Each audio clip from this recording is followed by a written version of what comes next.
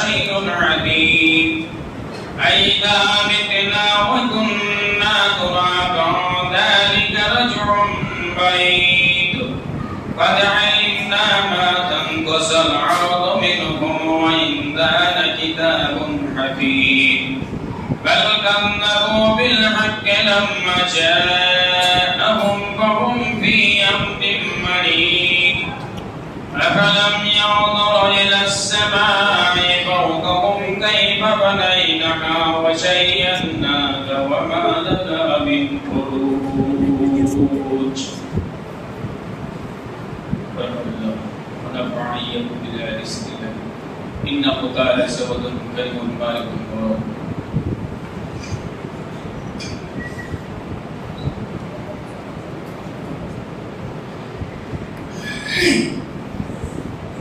الحمد لله وحده والصلاة والسلام على من لا نبي بعده أما بعد فأعوذ بالله من الشيطان الرجيم بسم الله الرحمن الرحيم كلا إن الإنسان لا يطغى أن رآه استغنى إن إلى ربك الرجعى أرأيت الذي ينحى عبدا إذا صلى قال الله تعالى في موضع آخر وجعلنا من بين أيديهم سدا ومن خلفهم سدا فأغشيناهم فهم لا يبصرون.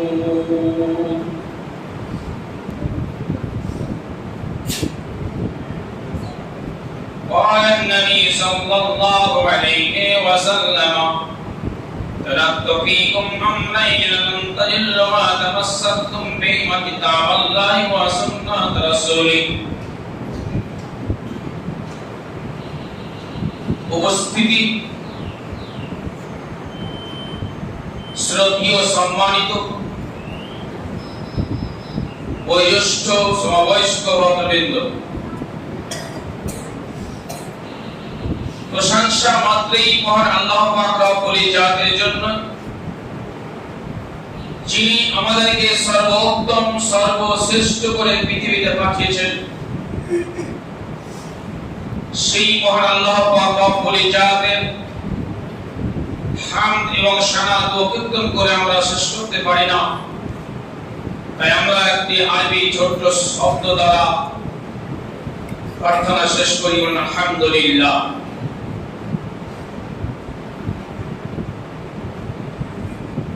তারপরে পরে আখির নবী তো জাহানের নবী তাসলিম মাদানী মুআমিন আব্দুল্লাহ সারওয়ার কায়নাত খাতামুন নবী নবীকুল সিরামনি নবী মক্কা কালিমাত সারফাইন তাসলিম মাদানী আহমদ মুস্তাফা মুহাম্মদ মুস্তাফা বলুন সাল্লাল্লাহু আলাইহি ওয়াসাল্লাম তিনার প্রতি শত কোটি শান্তির ধারা বর্ষিত হোক, বলুন আমিন। আল্লাহুম্মা সাল্লি বারিক আলাইহি। আজকে জুমার দিন, সাইয়্যিদুল ইয়াউম বলা হয়েছে, যাকে দিনের সর্দার বা সপ্তাহের ঈদ বলা হয়। আজকের দিনটা অতি উত্তম দিন। আজকের দিনটা অনেক ফজিলত।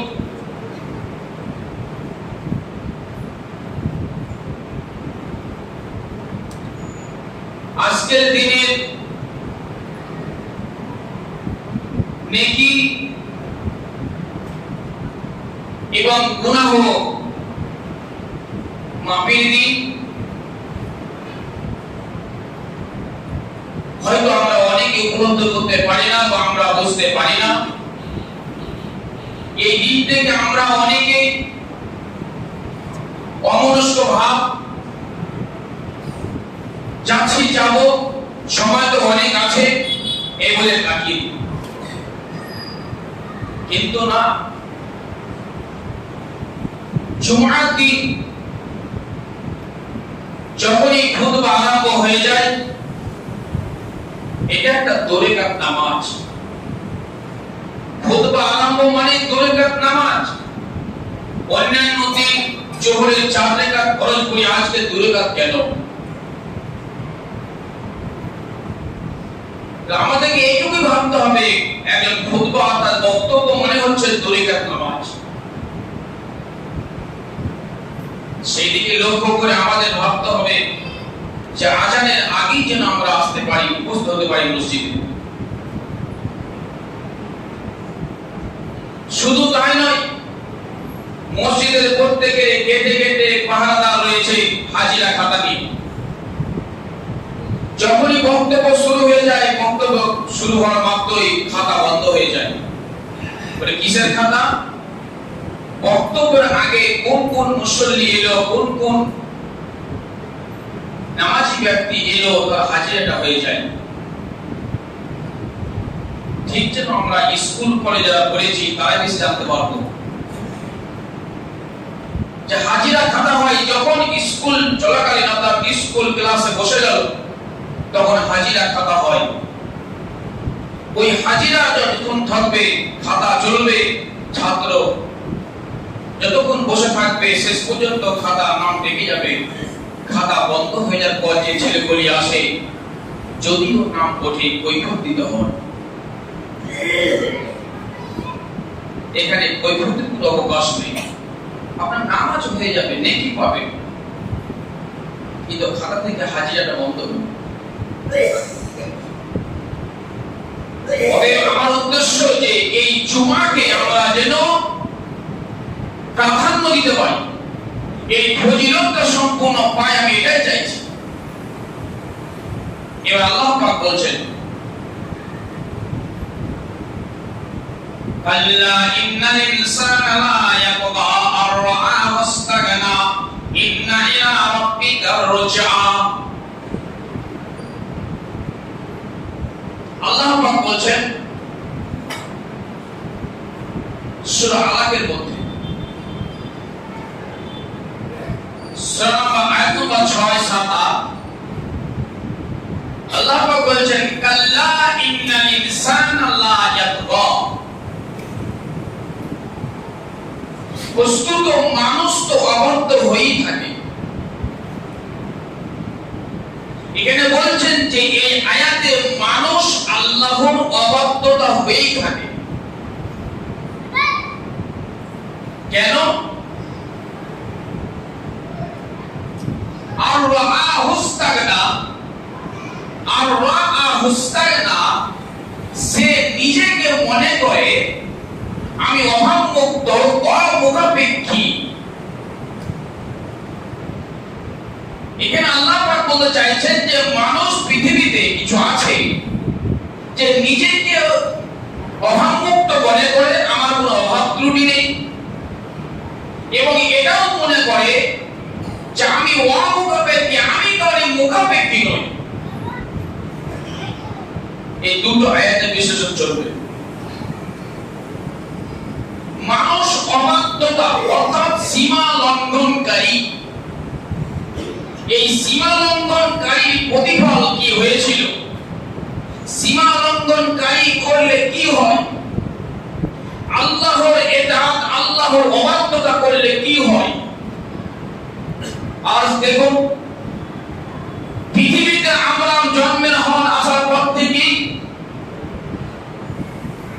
আমরা জীবের মধ্যে সবচেয়ে উচ্চ পদস্থ উৎকৃষ্ট মানুষ, কিন্তু আমরা অবাধ্যতা, আমরা সীমালঙ্ঘনকারী। এই সীমালঙ্ঘনকারীর জন্য আল্লাহ তাআলা পদে পদে প্রত্যেক মানুষকে, ইহা তাকে নবী রাসূলকে আল্লাহ ছাড়েননি। এই সীমালঙ্ঘন করলে কি হয়, আল্লাহর অবাধ্যতা হলে কি হয়? আমি কি গোড়া থেকে করব? হযরত আদম আলাইহিস সালাম সীমালঙ্ঘন করেননি, তিনার শাস্তি কি হয়েছিল? জান্নাত থেকে বিতাড়িত করেছিলেন। হযরত ইউনূস আলাইহিস সালাম সীমালঙ্ঘন করেছিলেন, আল্লাহর অবাধ্যতা করার জন্য ওনাকে মাছের পেটে শাস্তি দিতে হয়েছিল। আল্লাহর অবাধ্যতা সীমালঙ্ঘনকারী।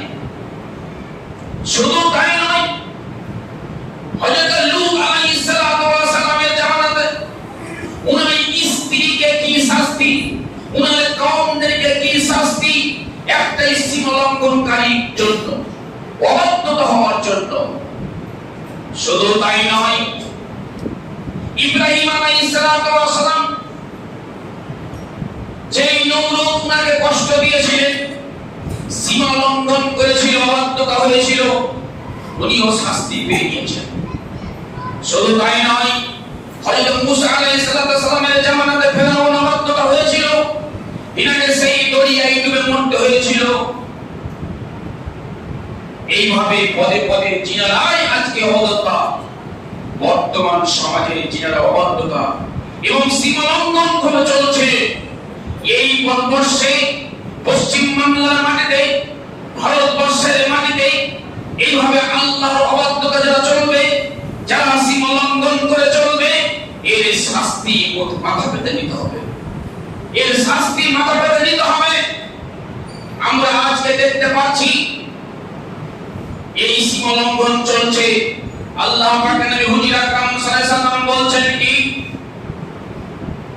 3052 নম্বর হাদিস, আবু দাউদের হাদিস, আল্লাহ পাকের নবী হুজুর আকরাম সাল্লাল্লাহু আলাইহি ওয়াসাল্লাম বলছেন, পৃথিবীতে কোন মুসলমান জাতি, পৃথিবীতে কোন মুসলমান মানুষ যদি অন্য ধর্মের মানুষকে নাগরিকত্ব থেকে তাকে খর্ব করা হয়, তার অধিকারকে ছিনিয়ে নেওয়া হয়, তার জোর জবরদস্তি কিছু ছিনিয়ে নেওয়া হয়, কিয়ামতের ময়দানে সেই দিন আমি কিন্তু মুসলমানের পক্ষ হব না।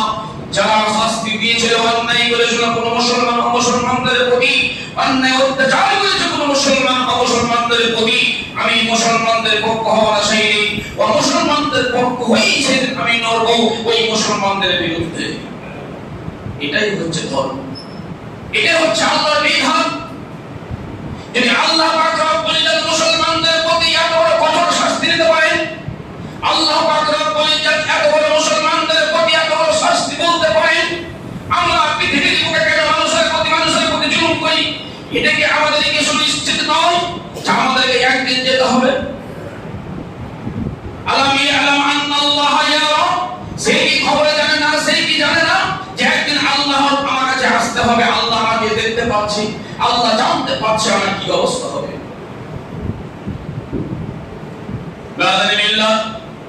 আমরা সীমা লঙ্ঘন ছাড়িয়ে গেছি, আমরা সীমা লঙ্ঘন থেকে অনেক দূরে চলে গেছি, আল্লাহর নৈকট্য লাভে ধরে রাখতে পারিনি। আর যখন মুসলমানদের প্রতি কি অবস্থা চলছে, শুধু তাই নয়, আল্লাহ পাক বলেছেন ইন্না ইলা রাব্বিকা রুজা, ইন্না ইলা রাব্বিকা রুজা। আল্লাহ পাক বলেছেন অচিরেই তাকে আমার কাছে ফিরে আসতে হবে। সে কি জানে না? ভুলে গেছে কি? আল্লাহ পাক বলেছেন আর রাহুস্তাগনা, সহমুক্ত মনে করছে, ধন সম্পদ আল্লাহ তাআলা অনেক দিয়েছেন, মনে করছেন অহমুক্ত, আমার কোনো অসুবিধা নেই, ও আমাকে কি আল্লাহ খবর না, আল্লাহ দরকার নেই, আমি নিজেই করেছি, এরকম ভাব ভয় প্রদর্শন করতে সীমা লঙ্ঘন করেছিল। কারণ মুসা আলাইহিস সালাম বলেছিল, কারণ বলেছিল হে ভাই মুসা, আমার জন্য আমার কাছে একটু দূর ছেড়ে দে না, আমার যেন টাকা পয়সা অনেক কিছু হয়ে যায়। আল মুসা আলাইহিস সালাম বলেছেন না ভাই, তুই সহ্য করতে পারবি না, থামতে পারবি না। একদিন করে মুসা আলাইহিস সালামের স্ত্রী বললেন দাও ওকে, আল্লাহর কাছে চেয়ে দাও। যখন আল্লাহকে বলেন আল্লাহ এই ভাই কারণকে তুমি দিয়ে দাও, সুবহানাল্লাহ, ওনাকে দিতে দিতে দিতে আমলি দিয়েছেন আল্লাহ। তাফসীরে বলছেন কি 40টি উট ছিল তার চাবি পাওয়ার জন্য, তার গোলামের চাবি পাওয়ার জন্য, তার আন্ডারগ্রাউন্ডের চাবি পাওয়ার জন্য 40টি উট ছিল। মুকাইন বলুন এক একটা উটে কতগুলি করে ওজন পাবে? এতগুলো 40টা উট ছিল তার চাবি পাওয়ার জন্য। তার যখন পর আদায়ের সময় হলো, যাকাতের সময় হলো, ওসুলের সময় হলো, মুসা আলাইহিস সালাম বললেন ভাই আল্লাহ তোমাকে অনেক ভেদ দিয়ে দিয়েছে, এবার তুমি কিছু দাও। মুসা আলাইহিস সালামকে উত্তর দিয়েছিলেন, হে মুসা তুমি ভেবো না যে তোমার ওই সামান্য দুয়ার জন্য এতগুলো হয়ে গেছে, আমি নিজে খেটে খুঁটে এতগুলো কাজ করেছি, আমি সময় পেলে আমি সময় ব্যস্ত হয়েছি, আমি এত খেটে খুঁটে মানব করেছি, তোমার ওই সামান্য দুয়ার জন্য কিছু হয়নি। মুসা আলাইহিস সালাম আশ্চর্যজনিত হয়ে বলছেন আল্লাহ ये কি তোমার বান্দা ওই কি? আল্লাহকে দোয়া করে আল্লাহ এই সীমা লঙ্ঘন ছাড়িয়ে গেছে, তোমার অবাধ্য ছাড়িয়ে গেছে, সীমা লঙ্ঘন করেছে, ওদের তুমি একে গজ এর নিচে নামিয়ে দাও, একে কি করে দাও, নিপাত করে দাও। ওর বাল ছিল না, আজও পর্যন্ত মাটির তলে ঢুকতেই আছে, ঢুকতে কিয়ামত তার পর্যন্ত। শুধু তাই না, আল্লাহ তাআলা বলেছেন বিসমিল্লাহির রহমানির রহিম, আলাম তারা কাইফা ফাআলা রাব্বুকা বিআসহাবিল ফিল। আলাম প্রশ্নবাচক, আল্লাহ বলেন তুমি কি দেখোনি, কাইফা ফাআলা রাব্বুকা বিআসহাবিল ফিল, কেমন করেছিলাম ওই হাতিওয়ালা সঙ্গীদের সঙ্গে, তোমার রব তোমার প্রভু ওই হাতিওয়ালাদের সঙ্গে কেমন ব্যবহার করেছিলেন, কেন তারা সীমা লঙ্ঘন করেছিল। আব্রাহা বাদশা বলেছিল কাবা ঘরকে ভেঙে দিব, আমার সামনে কত বড় জোরদার কে আসবে, আসল দেখি সেই দিন। সুবহানাল্লাহ, আল্লাহ তাআলা কি করেছিলেন, আলাম ইয়াজআল কাইদাহুম ফি তাজলিল, আলাম ইয়াজআল কাইদাহুম ফি তাজলিল, আল্লাহ তাদের কি করেছিলেন, সবকে নাস্তানাবুদ করে দিয়েছিলেন।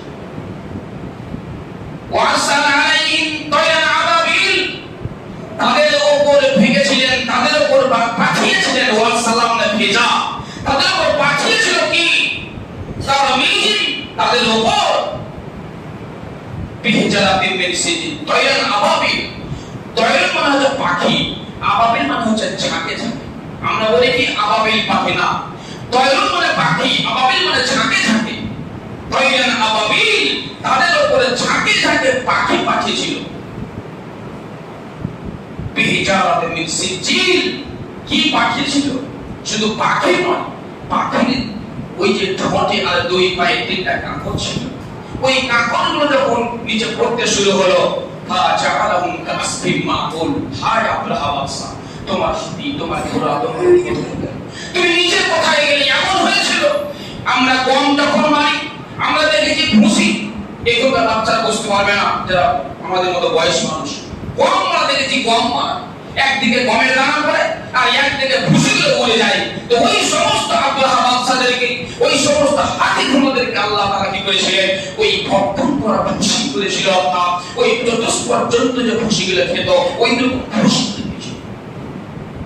রাদিল্লাহ, বর্তমান সমাজে আমরা কত বড় সীমা লঙ্ঘনকারী, আমাদের ভারতবর্ষের পশ্চিম বাংলার মাটিতে আমরা বলছি কি মুসলমানদেরকে ভারতবর্ষে রাখবো না, এটাই তো মুসলমান হয়ে পৃথিবীতে ভারতবর্ষে বাস করছে, এটাই তো অপরাধ, এটাই তো সঠিক।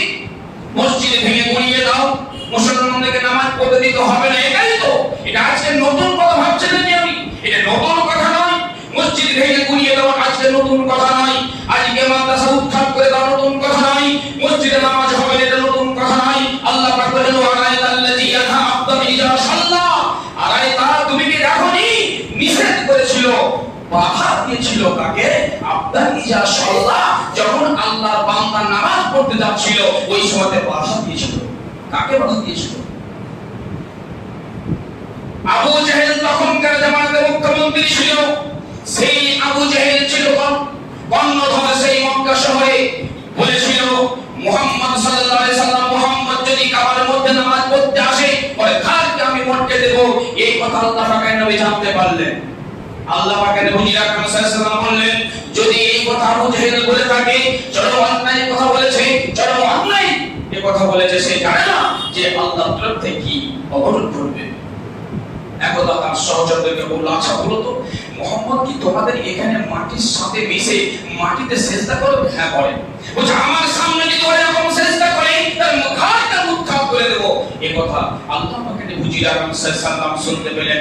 কিছুক্ষণ পরে আল্লাহ পাকের নবী সাল্লাল্লাহু আলাইহি সাল্লাম সেখানে হাজির। আল্লাহ পাকের নবীকে বললেন, মুহাম্মদ সাল্লাল্লাহু আলাইহি সাল্লাম, তোমাকে বলা হয়েছিল না যদি তুমি এখানে নামাজ পড়তে আসো, তুমি যদি এখানে সিজদা করতে আসো, তোমার ঘাড়কে আমি মটকে দেব, ঘাড় উৎখাত করে দেব। আল্লাহ পাকের নবী আকরাম সাল্লাল্লাহু আলাইহি সাল্লাম জোরে বলতে হুঙ্কার দিয়ে বলেছেন, আবু জাহাল, তুমি যে দম্ভটা দেখাচ্ছ, তুমি যে অহংকার দেখাচ্ছ, তোমার এই অহংকার থাকবে না, তোমার এই দম্ভিকতা থাকবে না, তুমি সেই হয়ে যাবে। সেই সময় আবু জাহেল বলল, মুহাম্মদ তুমি আমাকে হুঙ্কার দেখাচ্ছ, তুমি কি জানো যদি আমি এক্ষুনি কোন একটা হুঙ্কার দিয়ে কথা বলি, একটা জোরে আওয়াজ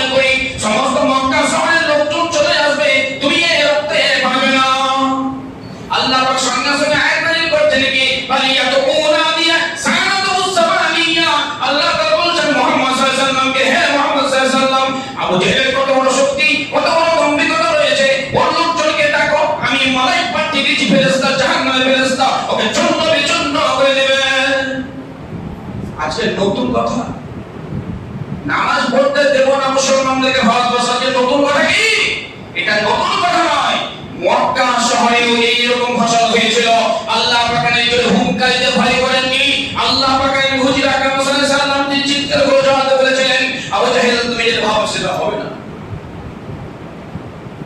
একদিন আল্লাহ পাকের নবী নামাজ পড়তে এসেছেন ইব্রাহিম আলাইহিস সালামের মাকামে মুসল্লায়, যেখানে আল্লাহ ইব্রাহিম আলাইহিস সালাম নামাজ পড়তেন। আল্লাহ পাকের নবী নামাজ শুরু করে দিয়েছেন, আর ওই সময় আবু জেহেল চলে এসেছে। আবু জেহেল হুঙ্কার দিয়ে বলল, আবার নাকি মুহাম্মদ সাল্লাল্লাহু আলাইহি ওয়াসাল্লাম মুহাম্মদ নাকি এসে নামাজ পড়তে এসেছেন। আল্লাহ পাকের নবী নামাজ পড়ছে, অমত অবস্থায় আবু জেহেল আল্লাহ পাকের নবীকে মারার জন্য অগ্রসর হলো। অগ্রসর হওয়া মাত্রই কিছু সামনাসামনি হয়েছে, মত অবস্থায় সে তাড়াতাড়ি পেছন দিকে ফিরে আসছে। সমস্ত লোকজন বলল, কি হলো আপনার? আপনি পেছন দিকে কালেন কেন? আপনি তো মুহাম্মদকে মারতে গেলেন, কিন্তু ব্যাপারটা কি? বলছে, আমি খুব ভয় পাচ্ছি, কারণ আমি দেখতে পাচ্ছি আমার ওর সামনে একটা মহৎ কুয়া, অনেক বড় কুয়া মনে হচ্ছে, আর কিছু অলৌকিক কিছু যেটা আমি দেখতে পাচ্ছি, যা প্রাণী, অলৌকিক প্রাণী যা পাখাতে ভরপুর হয়ে আছে। পেছন থেকে সরে চলে এলো। আল্লাহ পাকের নবী আকরাম সাল্লাল্লাহু আলাইহি ওয়াসাল্লাম বলছেন, যদি আবু জেহেল আর এক কদম আগাতো, আর এক কদম এগিয়ে যেত, তার সে পুরো ছারখার হয়ে যেত, তন্ন তন্ন ছারখার হয়ে যেত। আল্লাহ পাক বলছেন, শেষ আয়াতে বলছেন, অসজুদ ওয়াক্তাই, আল্লাহ পাক বলছেন, লা তুতিউ অসজুদ ওয়াক্তাই, হে মুহাম্মদ সাল্লাল্লাহু আলাইহি ওয়াসাল্লাম বিশ্বের মানুষকে বলে দাও যে লা তুতি, তাদের ইত্তেবা করিও না, তাদের ইতআত করিও না, তাদের ভয়ে, তাদের হুঙ্কারে, তাদের পরজলাতে তোমরা ভয় পেও না। তোমরা নিজেকে নিজে স্থির থাকো এবং শীতল থাকো, তোমরা অটল থাকো। তোমরা কি করবে? অসজুদ ওয়াক্তাই, তোমরা যখন সিজদা করো আমি তোমাদের কাছাকাছি হয়ে যাই। তোমরা সিজদারত অবস্থা সবসময় থাকবে, তোমরা সবসময় সিজদা করবে, খবরদার ভয় পাবে না তোমরা। কারণ আল্লাহ পাক বলেছেন, এই হাদিসের কি আছে, আবু হুরায়রা থেকে হাদিসটি, আল্লাহ পাক হুজুর আকরাম সাল্লাল্লাহু আলাইহি ওয়াসাল্লাম বলেছেন, যখন তোমরা যেখানে যে অবস্থা থাকবে, নামাজের টাইম হয়ে গেলে তুমি সিজদা করো, নামাজের টাইম হয়ে গেলে সিজদা করো, আল্লাহকে তুমি কাছে পেয়ে দিবে। আর সেই সময়তে কোনো শত্রু মোকাবেলায় সেখানে আসতে পারবে না। আমরা কি ভুলে গেছি? আল্লাহ পাক হুজুর আকরাম সাল্লাল্লাহু আলাইহি ওয়াসাল্লাম তিনি কোন এক সফরে এসে ফাঁকা ময়দানে বাবলা গাছতলায় বসে আরাম করছেন। তিনি একটু ঝুলন্ত ঘুম অবস্থা, তরবারিখানা গাছে লটকে দিয়েছেন। এক যোদ্ধার কাফের এসে বলছেন, তরবারিখানাটাকে ছিনিয়ে নিয়ে তিনি বলছেন, মামিনা উনাকা মিন্নি মুহাম্মদ, বলো আমার হাত থেকে তোমাকে কে বাঁচাবে, আমার হাত থেকে কে বাঁচাবে বলো। আল্লাহ পাকের হুজুর আকরাম সাল্লাল্লাহু আলাইহি ওয়াসাল্লাম নির্দ্বিধায় ভয় ধর মনের মধ্যে কিছু নিয়ে বলছেন আল্লাহ। এ যেমন আল্লাহ কথা বলেছে, তার কাঁপতে হাত ধরে কাঁপতে কাঁপতে তরবারি মাটি নিচে পড়ে গেল। আল্লাহ পাকের নবী তরবারি হাতে বলছেন, মানিয়া উনাকা মিন্নি, এবার বলো তোমার কি বলছে। সেই যে হাত করে বসে, যে হাত করে হাঁটু বাঁধে বসে গেল, আপনি রহমতুল আলামিন, আপনি নবী, আপনি সত্য, আপনি আলামিন, আপনি সত্যবাদী, আপনি ছাড়া কেউ বাঁচাবেন না। যদি আজ আমাদের হাতে হতো, যদি আমাদের অবস্থা সেরকম হতো, পাল্টা যদি শক্তি পেয়ে নিতাম, কেউ আমাকে মারতে এলো, আমি পাল্টা শক্তি পেয়ে নিলাম, আমি কি ছাড়তাম তাকে? তার দোকান দিয়ে যেত ঘরটা। আল্লাহ পাকের নবী ছেড়ে দিলেন। তিনি কিছুক্ষণ পরে এসে বলছে, রাসূলুল্লাহ আমাকে মুসলমান করে, আমাকে মুসলমান বলুন। আজ মুসলমান ভারতের মুসলমানদেরকে বলছে মাদ্রাসা উঠিয়ে দাও, ইলম উঠিয়ে দাও, কোরআন শিক্ষা উঠিয়ে দাও, হাদিস কোরআন শিখিয়ে দাও। এদেরকে হাদিস থেকে বের থাকলে, কোরআন থেকে বিরত থাকলে এরা মুসলমানদের কিছু বুঝতে পারবে না, মুসলমান ধর্ম সম্বন্ধে কিছু বুঝতে পারবে না, কিছু জানতে পারবে না। লালগোলা থানায় অর্ডার হয়ে গেছে, জুলাই 26 তারিখের মধ্যে সমস্ত মাদ্রাসাকে উপস্থিত হবে। কালিকা প্রবাহ মুসলমানদের মধ্যে কালিকা ভূম, পশ্চিম বাংলার মধ্যে সবচেয়ে বড় মাদ্রাসা পশ্চিম বাংলার মধ্যে, যেখানে হাজার হাজার ছেলেরা পড়াশোনা করে, যার প্রতি মাসে 40 লক্ষ টাকা খরচ হয়।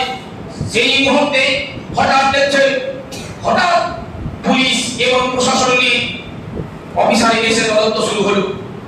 তদন্ত শুরু হওয়ার পর খবর পাওয়া গেল, কিছুই পাওয়া গেল না। 40 লক্ষ টাকা, সেখানে কি ছিল? টাকা ছিল মাসে বেতন দেওয়ার জন্য, টাকাটা নিয়ে চলে গেল। বলুন এটা কি? আজ আমরা শুনে আসছি বিমানবন্দরের আগে মসজিদ ছিল, বিমানবন্দর সেদিন হলো। এটা কি? এটা কিছু নয়, মুসলমানদের ক্ষমতাকে কমিয়ে দেওয়া, মুসলমানদের ক্ষমতাকে নষ্ট করে দেওয়া। যেটা আল্লাহর প্রতি আমাদের ভরসা রাখতে হবে, আল্লাহর প্রতি আমাদের ক্ষমতা জিদ রাখতে হবে, এটা ছুটতে হবে না। আল্লাহ পাকের হুজুর আকরাম সাল্লাল্লাহু আলাইহি ওয়াসাল্লাম শুধু তাই নয়, মক্কা শহরে আবু বকরকে বলেছেন, আবু বকর তুমি রেডি থাকিও, আমাদের মক্কা থেকে বিতাড়িত মক্কা ছাড়তে হবে, আমাদের মক্কা ছাড়তে হবে। আজকে নতুন শুনছি কি পশ্চিম বাংলা ছাড়তে হবে, ভারত মুসলমানদেরকে ছাড়তে হবে, নাকি নতুন কথা? নতুন কথা নয়। আবু বকরকে বলা হয়েছিল, আবু বকর তুমি রেডি থাকিও, আমি কখন বলতে পারবো না মক্কা ছাড়তে হবে। সেই দিন রাত্রি সন্ধ্যার সময় খবর চলে এলো আজকে আল্লাহ পাক মুহাম্মদ সাল্লাল্লাহু আলাইহি ওয়াসাল্লামকে হত্যা করবে, সমস্ত ষড়যন্ত্র শুরু হয়ে গেল। আল্লাহ পাক হুজুর আকরাম সাল্লাল্লাহু আলাইহি ওয়াসাল্লাম আলীকে বললেন, আলী তুমি আমার বিছানায় ঘুমিয়ে যাও, তোমার সঙ্গে কাউকে দেখা হবে। আলী ভাবতে ভাবতেন যে আমি শুয়ে থাকবো, নবী বিছানায় আমাকে শেষ করে দেবে। আল্লাহ আলী নির্দ্বিধায় নির্ভয়ে তিনি ঘুমিয়ে পড়লেন। আল্লাহ পাকের হুজুর আকরাম সাল্লাল্লাহু আলাইহি ওয়াসাল্লাম বিছানা থেকে উঠে বাড়ির মধ্যেই ছিলেন, বিছানা থেকে উঠে তিনি এক মুষ্টি ধুলো নিলেন। ধুলো নিয়ে কি বললেন? বিসমিল্লাহির রহমানির রহিম ওয়াজআলনা ফি আইনিহিম সাদ্দা মিন কালবিহিম সাদ্দা ফালিসাইনহুম ফাহুম লা ইউবসিরুন। আল্লাহ পাকের হুজুর আকরাম সাল্লাল্লাহু আলাইহি ওয়াসাল্লাম সূরা ইয়াসিনের মধ্যে একটি আয়াত আছে, ওই আয়াতটি পড়ে তিনি ফুঁক দিয়ে গোটা চারিদিকে পাথরগুলো ছিটিয়ে দিলেন, ধুলাগুলো ছিটিয়ে দিলেন। সবাই চোখগুলো যেন একটা ছানা বাঁধা যেন পর্দা পড়ে গেল। আল্লাহ পাকের নবী তাদের সামনে দিয়ে বেরিয়ে চলে গেলেন। এটা কি সীমালঙ্ঘন? কাফেররা সীমালঙ্ঘন করেছিল, নবীকে চিনতে পারেনি। একজন নবী কি হারিয়েছে আমরা এই কথা বুঝতে পারেনি। আল্লাহ পাকের নিকটে চলে গেলেন। কাফেররা বলল, কোথায় গেল? আলী ছিল, এটা তো আলী, এটা তো নবী থাকার কথা, আলী কোথায় গেল? কোথায় গেল? ধাওয়া করলেন গুহাতে গিয়ে। গুহাতে গিয়ে দেখেন কাফেরদের সমস্ত ঘোড়ার পা, সমস্ত কাফেরদের পা দেখতে পাচ্ছেন। আবু বকর থামছেন, ইয়া রাসূলুল্লাহ আর ধরা পড়ে যাও, আর ওখানেই আল্লাহ পাকের নবী বলেন, শোনো বকর তুমি ভেবো না যে আমরা দুজন আছি, এক তিনজন আছি, স্বয়ং আল্লাহ। তিনি ওখান থেকে তারা চলে গেলেন। আল্লাহর প্রতি ভরসা। আমরা অনেক ভয় পাচ্ছি, তাই না? ভয়ের কিছু কারণ নেই, ভয়ের কোনো কিছু কারণ নেই, কারণ আল্লাহ পাক বলেছেন তোমরা চেষ্টা করো, লা তুতি ওয়াসুদ অক্তরি, সাবধান তোমরা ইতাআত করো না ওই সমস্ত, আর তোমরা চেষ্টাই অবরোধ থাকো, সংস্কার চেষ্টাই অবরোধ। আমরা কি করি? আমরা ভয় পাই, কিন্তু এখানে ভয়ের কোনো কারণ নেই। আলহামদুলিল্লাহ আমরা পৃথিবীতে এসেছি মুমিন, প্রকৃত মুমিন।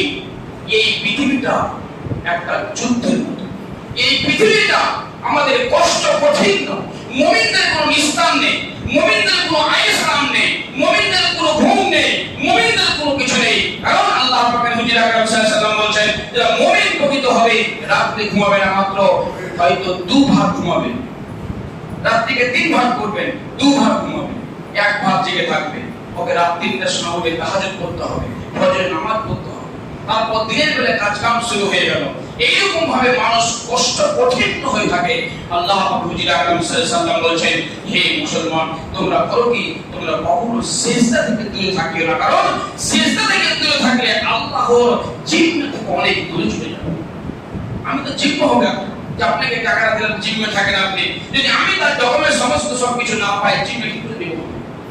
অতএব আল্লাহর কাছে থাকতে হলে, আল্লাহর জিম্মা থাকতে হলে ওখানে থাকতে হবে। আমরা জানি যে আজ আমাদের সমস্ত মুসলিম কান্ট্রিতে যতগুলো মুসলিম কান্ট্রি আছে, আজ আমাদের প্রতি কি হয়ে গেছে? একেবারে মানুষ জলজীবিত, প্রত্যেক মানুষে আবু জেহেলের মতো, আবু লাহাবের মতো, উতবা উতাবার মতো, ওই সমস্ত মানুষদের মতো আমাদের প্রতি আজকে এইরকম অবস্থা হতে শুরু করেছে, অবস্থা শুরু হচ্ছে। অতএব আমরা সাবধান, আমরা সবসময় সাবধান অবলম্বন করবো। উত্তেজিত হওয়ার কোনো কারণ নেই। আল্লাহ পাক নবী বলেছেন উত্তেজিত হয়ে না। মুমিন কখনো উত্তেজিত নয়, এরা সবসময় ধৈর্যশীল অবস্থায় থাকবে, সীমা লঙ্ঘন করবে না, মানুষ আল্লাহর অবাধ্য হবে না, বাধ্যতামূলকের মধ্যে থাকতে হবে। অতএব আমরা সব সময় নিজেকে চিন্তা করব যে আমাদের কাছ থেকে, আমাদের হাত পা থেকে যেন কোনো মানুষ কষ্ট পেয়ে, কোনো মানুষ কষ্ট না পায়, এই কথাই আমাদের জানতে হবে যে আল্লাহ পাক বলে যান আমাদেরকে ছাড়বেন না, কোনো মুসলমানদের প্রতি আমাদের দুর্ব্যবস্থা করা যাবে না। আল্লাহ পাক বলেছেন লা দীনু ওয়ালিয়াদিন, আল্লাহ পাক বললেন তোমাদের ধর্ম তোমরা করো, আমার ধর্ম আমরা করছি। আমরা তোমাদের যেন কবর কোনো চড়া না হয়, আর তোমাদের যেন কষ্ট না পাই, আমরাও তোমাদের ব্যবহার কষ্ট না পাই, অতএব তোমাদের ধর্ম তোমরা করো, আমার ধর্ম আমরা করি। এটাই তো আজ আমরা ভারতবর্ষের মানুষ, আমরা একসঙ্গে বসেছি, অবসরমানদের সঙ্গে বসেছি, একসঙ্গে খেয়েছি, তাদের সমস্ত বাড়িতে রাত ছিল, অনেক কিছু ছিল, কিন্তু আজ আস্তে আস্তে দূরত্ব হয়ে যাচ্ছে। আল্লাহ পাকের হুজুর আকরাম সাল্লাল্লাহু আলাইহি ওয়াসাল্লাম বেদিনের বাড়ি গেছেন, বাড়িতে খেয়েছেন। আজ আমাদের সেই অবস্থা ছিল, কিন্তু আস্তে আস্তে দূরত্ব হয়ে যাচ্ছে। যেটা কেমন কেমন ভাব হচ্ছে, অতএব না, আমাদেরকে পাড়া প্রতিবেশী একসঙ্গে এক জায়গাতে উঠা বসবাস, এক দোকানে খাবো, এক দোকানে উঠবো, এক জায়গায় থাকবো, এটাই হচ্ছে মুসলমানদের নিয়ম। আল্লাহ যেন আমাদেরকে এইভাবে একনিষ্ঠভাবে এবং এক অটলভাবে আল্লাহ যেন আমাদেরকে তওফিক দান করেন। আল্লাহ যেন আমাদেরকে এই হাদিস এবং কোরআনকে একটা হাদিস বলেছিলাম কি যে তারাক্তু ফীকুম আমরাইনি লান তাজিদু মা তামাসসাকু বিহিমা কিতাবাল্লাহি ওয়া সুন্নাতি রাসূলি। আল্লাহ পাক হুজুর আকরাম সাল্লাল্লাহু আলাইহি ওয়াসাল্লাম বলেন হে মুসলমান তোমরা জানো, তোমরা সব ছেড়ে দাও, পৃথিবীর বুকে সব নষ্ট হয়ে যাও, সব ছেড়ে দাও, কিন্তু হাদিস এবং কোরআনকে ছাড়বে না। তোমাদের মধ্যে দুটো জিনিস ছেড়ে গেলাম, হাদিস এবং কোরআন। এই হাদিস এবং কোরআনকে তোমরা যদি ছেড়ে দাও তাহলে তোমাদের সব শেষ। আর এটাই হচ্ছে হাদিস ছেড়ে দাও, কোরআন ছেড়ে দাও, মসজিদ ভেঙে দাও, মাদ্রাসা ভেঙে দাও, মুসলমানদের আসল তথ্য সব নষ্ট হয়ে যাবে। আর আল্লাহ পাক হুজুর আকরাম সাল্লাল্লাহু আলাইহি ওয়াসাল্লাম বলেন তারাক্তু ফীকুম মাইলান তাজিদু মা তামাসসাকু বিহিমা কিতাবাল্লাহি ওয়া সুন্নাতি রাসূলি। I am leaving this thing for you. If you hold fast to them, you will not go against the Quran and my sunnah. আল্লাহ পাক বলেন শোনো মুসলমান, তোমরা সব ছেড়ে দাও পৃথিবীর বুকে, সমস্ত সব ছেড়ে দাও পৃথিবীর বুকে, শুধু হাদিস আর কোরআনকে ছাড়িও না। যে হাদিস এবং কোরআনকে তোমরা ধরে রাখো, পৃথিবীর কোনো মানুষ তোমার পাশে আসতে পারবে না, পৃথিবীর কোনো মানুষ তোমার মধ্যে থাকবে না, পৃথিবীর কোনো মানুষ তোমাকে যন্ত্রণা করতে পারবে না, পৃথিবীর মানুষ তোমার কোনো কিছু করতে পারবে না। হাদিস এবং কোরআনের মধ্যে যা যা আছে সবগুলোকে মেনে চলতে হবে, তবেই তুমি অটল থাকবে পৃথিবীর বুকে। আর তোমার মধ্যে যদি ঈমান না থাকে, ঈমান টলমল হয়ে যায়, কুচুর পাতার মতো এদিকে ঘোরাঘুরি করবে, তাহলে সব শেষ হয়ে যাবে। ঈমান ঠিক রাখতে হবে, তাজা দরুদ করে রাখতে হবে, ঈমানকে অটল রাখতে হবে, ঈমানকে শক্ত রাখতে হবে, তবেই আমাদের ধর্মে ইসলাম যে শান্তির ধর্ম, এটাই বাস্তবায়িত হবে। আল্লাহ যেন আমাদেরকে এই পথে চলা তৌফিক দান করেন, আমিন। হে আল্লাহ তুমি আমাদেরকে ইমানি জজবা এবং ঈমানকে আরো শক্ত করে তৌফিক দান করো। হে আল্লাহ পৃথিবীর বুকে অনেক মুসলমানদের প্রতি, অমুসলমানদের প্রতি অত্যাচার চলছে। আল্লাহ পৃথিবীর বুকে, ভারতবর্ষের বুকে, পশ্চিম বাংলাতে অমুসলমানদের প্রতি অত্যাচার, মুসলমানদের প্রতি অত্যাচার, আল্লাহ এই অত্যাচারকে আল্লাহ তুমি বন্ধ করো, শান্তি শৃঙ্খলা বজায় রাখার তৌফিক দান করে যাচ্ছি। তোমার কাছে এটাই দোয়া আল্লাহ যে আমাদেরকে শান্তি শৃঙ্খলা এবং একভাবে থাকার তৌফিক দান করো আল্লাহ, আমিন। বিসমিল্লাহির রহমানির রহিম। কুল হুয়াল্লাহু আহাদ আল্লাহুস সামাদ লাম ইয়ালিদ ওয়া লাম ইউলাদ ওয়া লাম ইয়াকুল লাহু কুফুওয়ান আহাদ। আসসালামু আলাইকুম।